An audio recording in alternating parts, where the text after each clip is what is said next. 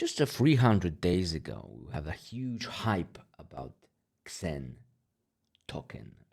Everyone was minting. I was minting too. I've minted many wallets, and that's one of my first mint 300 days ago.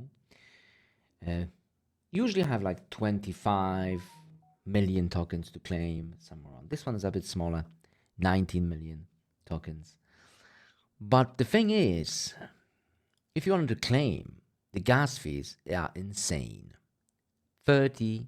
$30 to claim. And the price for 18 million is around, let's see, 18 or 19, 1, 2, 3, 1, 2, 3, $7. And even if I have twice more, let's say this will be not 19 million, this will be 29 million. It's $10. I don't know, 50 million, it's $21. It's still way below gas fees. So what's the point? There is no point to claim a Xen token anymore. And I have many wallets, and I spend a lot for the gas fees to mint those wallets. A lot, couple of thousands of dollars. And I think I won't be able. I mean, I could claim it, but what's the point? I'll be better off buying on the exchange. Even if it goes to this high, it's still not profitable.